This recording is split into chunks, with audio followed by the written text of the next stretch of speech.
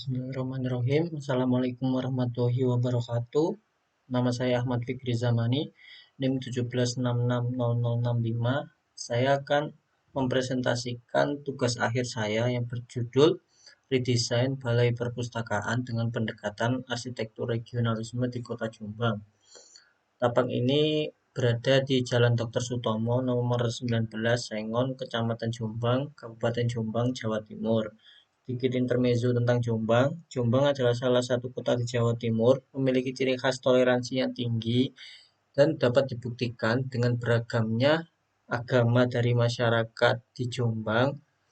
Selain itu, Jombang juga bisa diartikan dengan singkatan hijau abang yang memiliki arti dari dua warna, yaitu warna hijau dan warna merah. Warna hijau ini mencerminkan religiusitas, sedangkan warna merah ini mencerminkan nasionalitas. Untuk pendekatannya sendiri, saya memakai regionalisme, dan ini berikut adalah penjelasan dari Kenneth Frampton yang menyatakan bahwa regionalisme kritis sebagai sebuah pendekatan perancangan yang berusaha kritis pada regionalnya dapat diwujudkan dalam bentuk atau fakta tektonika. Salah satu bangunan yang menggunakan regionalisme yaitu Masjid Al-Irsyad Satya. Masjid ini terinspirasi dari bangunan luar negeri, tetapi menerapkan aspek-aspek budaya pada topografinya, seperti iklim, tradisi, dan prinsip-prinsip yang diterapkan pada wujud tektonik bangunan.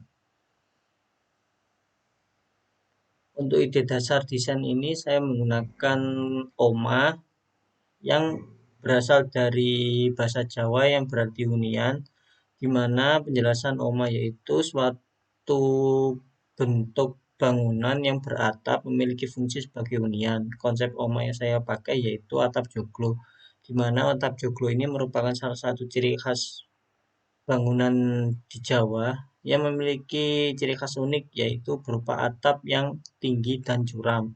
Setelah itu saya tambahkan aspek nasionalis dan religius, di mana aspek nasionalis ini eh, yaitu menerapkan budaya pada implementasi bentuk fisik, tatanan ruang, wujud, bahan, dan konstruksi. Selanjutnya pada religius, yaitu diterapkan pada orientasi dan hierarki tiap ruangnya, di mana semakin tinggi lantai ruangan, maka ruangan tersebut dianggap ruangan yang lebih suci.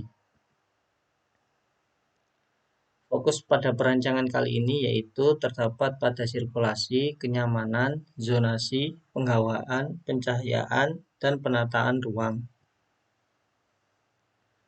Untuk konsep tapak sendiri, dengan pendekatan regionalisme, saya mengatur tatanan bentuk, tatanan ruang, zoning, yang menggunakan adat rumah joglo seperti gambar di samping ini.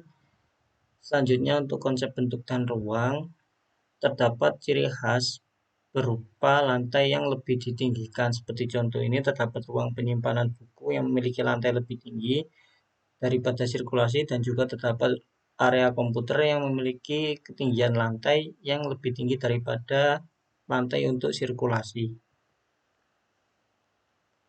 Untuk konsep struktur ini saya menggunakan beton bertulang. Untuk memperhatikan pergerakan pengguna, maka terdapat pengurangan beberapa sekat pada tiap-tiap bangunan. Selain itu, untuk struktur atapnya ini saya menggunakan jenis atap joglo yang menggunakan kayu jati, dan juga untuk pondasinya saya menggunakan jenis foot plate. Pada konsep utilitas ini, desain saya ini mengedepankan energi yang lebih hemat. Contohnya pada bukaan terdapat kaca-kaca di setiap atapnya ini untuk mengurangi pengeluaran pada biaya listrik ataupun lampu, dan juga terdapat resapan air hujan yang dapat ditampung untuk digunakan kembali. Untuk hasil rancangan tapak ini dipengaruhi oleh beberapa hal seperti iklim.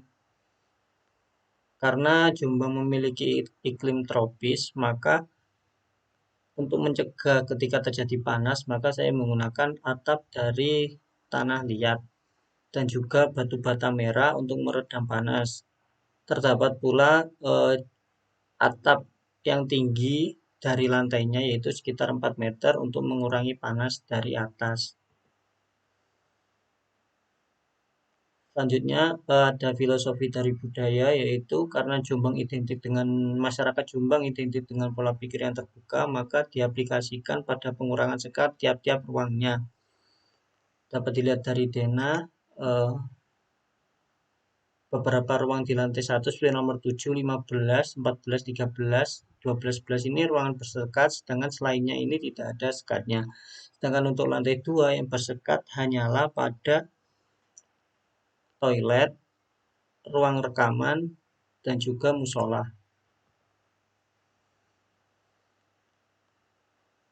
Selanjutnya terdapat filosofi hierarki sakral profan. Pembagian ruangan menggunakan pengaturan sakral dan profan. Ruangan dibagi menjadi dua dengan acuan lantai, yaitu lantai 1 digunakan untuk area belajar dan lantai 2 digunakan untuk area yang lebih santai sekaligus untuk beristirahat. Untuk orientasi sakral sendiri yaitu pembagian posisi antara bangunan dan atap ini saya jadikan dengan ketinggian yang relatif sama. Desain Balai Perpustakaan ini menghasilkan rancangan tapak berupa tatanan massa, zonasi, dan sirkulasi tapak disesuaikan dengan penerapan rumah joglo dengan bagian depan yang biasa disebut teras ini saya jadikan sebagai lahan parkir yang dapat menampung sekitar 28 orang dan 70 orang pengunjung diasumsikan dengan kendaraan yaitu 8 mobil dan 44 motor. Dan untuk akses masuknya hanya satu karena untuk menjaga keamanan perpustakaan. Selanjutnya sekat pada ruangan hanya berlaku untuk beberapa ruangan, misal musola, toilet, kantor pengurus, ruang komputer, laboratorium bahasa, ruang fotokopi, dan ruang penyimpanan. Untuk tampak kawasan bagian depan ini saya ambil dari sudut SMA N3 Jombang yang terletak di depan perpustakaan. Terlihat sebelah timur dan barat perpustakaan ini, sebelah timur ini ada lapangan dan sebelah barat ini adalah sekolah. Untuk tampak samping kawasan ini terlihat sebelah timur ini saya ambil sudutnya dari sebelah timur dan sebelah utara ini terlihat ada sungai yang membatasi dengan jalan. Selanjutnya sebelah utaranya lagi terdapat SMK N3. Selanjutnya untuk gambar Dena ini lantai 1 terdapat ruang security, area parkir, pintu masuk, lobi, admin, ruang buku, lab bahasa, library, ruang fotokopi, area baca, toilet pria dan wanita, ruang utilitas, gudang, sortir, ruang baca digital. Selanjutnya untuk lantai 2 terdapat ruang diskusi, ruang rekaman, musola, kantin, ruang pengurus, dan ruang komputer. Selanjutnya dari tampak depan ini terlihat beberapa modifikasi yang mencolok pada bagian atap, yaitu bagian atas atap ini terbuka. Ini saya fungsikan sebagai pencahayaan alami karena di atas atap tersebut terdapat kaca dengan material skylight yang dapat menahan sinar UV. Dan untuk material dari rangka atap yang paling atas itu saya menggunakan besi dengan pola kayu agar terlihat lebih natural. Selanjutnya untuk tampak samping ini saya menggunakan material batu bata merah terhadap temboknya untuk mencegah panas dan juga saya menambahkan vegetasi untuk meredam panas juga. Dan juga untuk meredam kebisingan suara yang timbul dari sebelah timur. Pada gambar potongan ini akan menjelaskan suasana dan juga jenis struktur yang saya gunakan yaitu menggunakan pondasi jenis wood flat, ukuran kolom 25x30, balok ukuran 25x30, plat lantai ukuran 12 cm, dan struktur atapnya menggunakan kayu jati. Jika dilihat dari potongan samping ini, maka terlihat beberapa sekat yang hanya terlihat pada ruang pengurus. Selanjutnya pada lantai 2 terdapat area baca santai. Ini saya sekat menggunakan jenis pagar dari material kayu. Kayu yang digunakan yaitu kayu jenis mahoni. Pada rancangan tapak ini diperlihatkan potongan bahwa pada tapak perpustakaan ini tidak ada kontur sehingga tidak memerlukan pengolahan lebih. Dan juga dari potongan kawasan dari samping ini juga tampak tidak ada kontur sehingga tidak diperlukan juga untuk pengolahan yang lebih.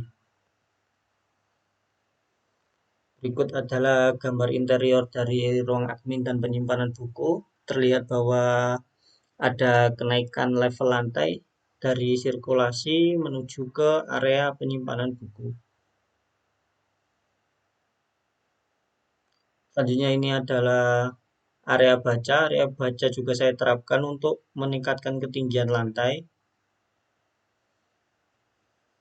Dan ini juga berlaku pada ruang penyimpanan komputer yang juga saya tinggikan lantainya. Dan ini beberapa contoh dari interior ruang 2, lantai 2, yaitu terdapat ruang diskusi dan bisa dilihat yaitu terdapat sekat-sekat yang berbentuk seperti pagar yang menggunakan material dari kayu mahoni. Selanjutnya yaitu untuk detail atapnya sendiri, saya menggunakan kayu jati. Untuk atap bagian atas atau rangka atap, saya menggunakan rangka besi. Dan untuk bukaan, saya tutup dengan kaca berjenis tempered glass. Selanjutnya untuk fasadnya ini, saya menggunakan material dari besi dengan desain diulirkan dan disusun secara abstrak. Selanjutnya untuk hiasan di tembok interior, saya menggunakan beberapa part yang disusun dengan pola bulat berbentuk abstrak. Material yang digunakan yaitu kayu pinus. Selanjutnya penjelasan terkait dengan vegetasi. Terdapat vegetasi yang memutari area tapak bagian depan. Ini jenis tumbuhan yang dipakai yaitu gelodokan tiang, bambu Jepang, rumput gajah mini.